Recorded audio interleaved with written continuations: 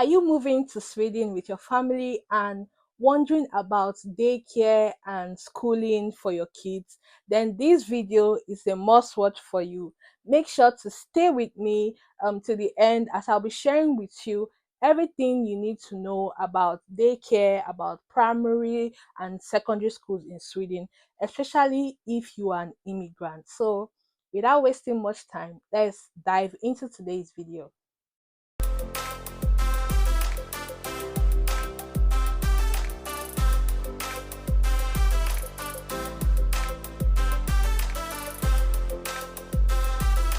In Sweden, education is a big deal, and the system is designed to support every child, including those from immigrant families. So, whether you have toddlers or you have teenagers, there's a place for them in the Swedish educational system. Now, let's start with the daycare. In Sweden, daycare or förskola is called, as it's called in Swedish, plays a crucial role in children's early development. It's not just a place for you for your kids to be while you are working. No, it's a place where they focus on play-based learning. Now, the daycare is available for children from the ages of 1 until they start school at around 6 years old. This system is designed to be inclusive, like providing a strong foundation for the child or the kid, including those who speak different languages or come from various cultural backgrounds, right?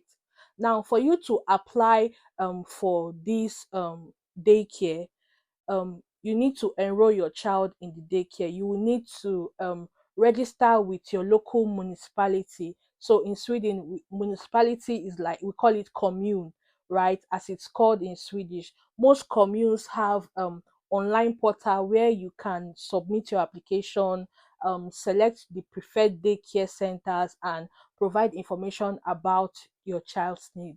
Now, when I talk about selecting preferred daycare center, like let's take for example, we have Lekki people, we have people living in Lekki, we have people living in VI, we have people living in Etiosa. All these things are communes, for example, they are municipalities. Now, you cannot be living in Victoria Island and you are taking your child to daycare in Etinosa. No, because every commune have a specific number of child that they need to take, or amount of money to serve that child, right? So it's very important you reach out to your commune so that they can put your child in the school that is close to where you live. Now, you might be wondering how much this will cost. Well, the cost of daycare is based on household income. This means that if your partner is working, they are going to consider how much money comes into the household. That's if you and your partner are working, they are going to consider both you and your partner's income to be able to charge you. But don't worry, there's a an amount capacity that they cannot exceed, right? So you don't need to worry about paying an excessive amount if your income is very high. Now, one benefit of daycare center in Sweden is how they focus on development of the child with activities that encourages learning through play, through social interaction, and outdoor experiences, which is a big part of the Swedish culture, right? So what they do there, to be honest with you, is play. They'll play with sand. They'll play with coloring book. They'll play with they watch TV, and then they play with themselves, like the children, the kids play with themselves. So that's what they do there. That's for daycare. Now, for daycare, if your child has been accepted to a daycare, it is very important that you will have to go with the child and be with child, I think, for a period of 2 weeks. So you go with the child and be with the child.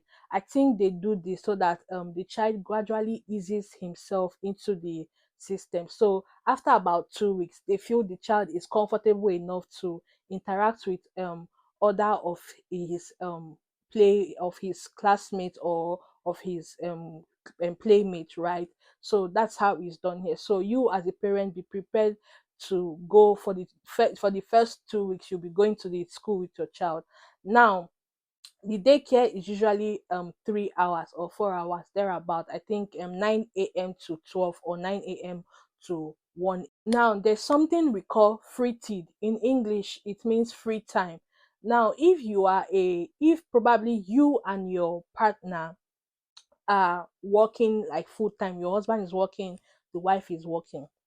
Now, there's something they call free tid, like after the normal for school and like the daycare, your child will still remain in school, like they call it free tid.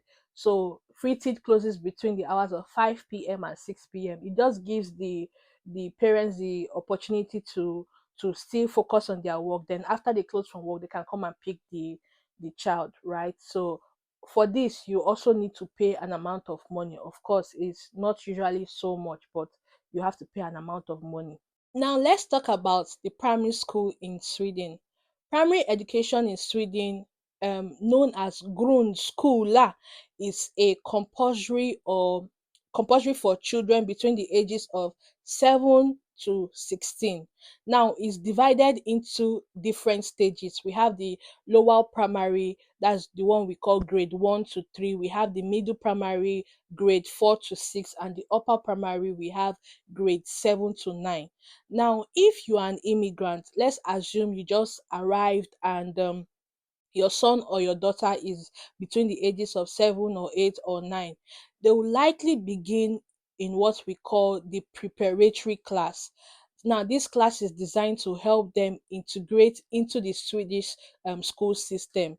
These preparatory classes, they focus on them learning the Swedish language and catching up with the Swedish curriculum. In case you are wondering what the curriculum is like, Swedish primary schools offer a broad curriculum, including subjects like the Swedish language, mathematics, natural science, social science. We have arts, we have music, we have physical education, and one foreign language, which is English. Now, these schools, they provide additional support for immigrant children, especially when it comes to learning the Swedish language, which we call SFE.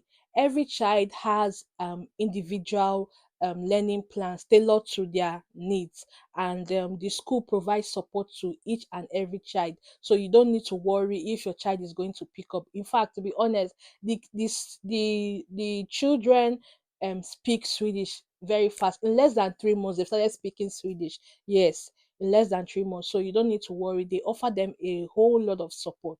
Now, let's talk about the secondary school in Sweden. After completing your primary school, students move to secondary school. In Swedish, it's called gymnasium. This stage is not really compulsory, but almost all students attend it because it prepares them for higher education or vocational training. Now, in secondary school, there are two types of programs. Um, we have the theoretical program, and we have the vocational program.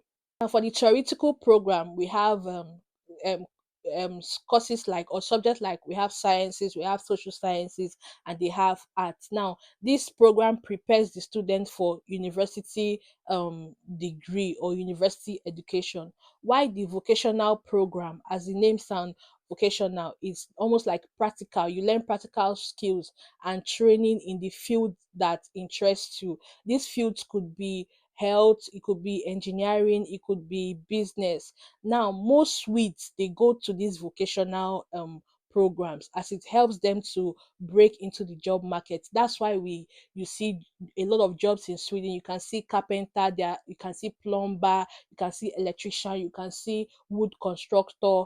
These are they've all this set of people have gone to vocational schools. A lot of them go to vocational schools because when they finish, the course is not like the university that takes 4 years or thereabout. When they finish, they are going straight into the job market, right? So depending on whatever you want your child to do, you just discuss, you have to like decide what the child is going to the one that the child is going to go for. But if your child is looking to pursue an academic degree, then they need to focus on the theoretical programs. Now let's talk about the application program for the secondary education. Students apply to gymnasium during their final year of primary school, that is in their grade 9. So they select and rank their preferred schools and program. They get admitted or they are offered a place based on the grades and sometimes the entrance test or interview. So sometimes they write entrance exam, they write test, and most times they do interview.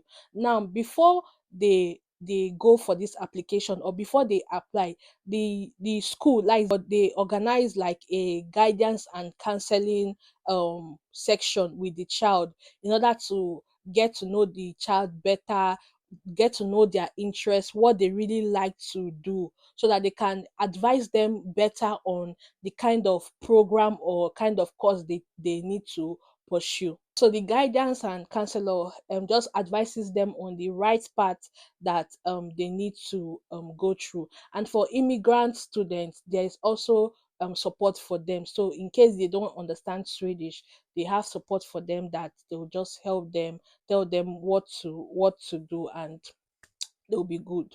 Did I forget to mention that one of the fantastic aspects of Swedish education is the meals, is that meals are provided to children, both daycare, both primary and both secondary schools. Now, this ensures that the child or the kids they have access to nutritious food, which is essential for their growth and their learning process.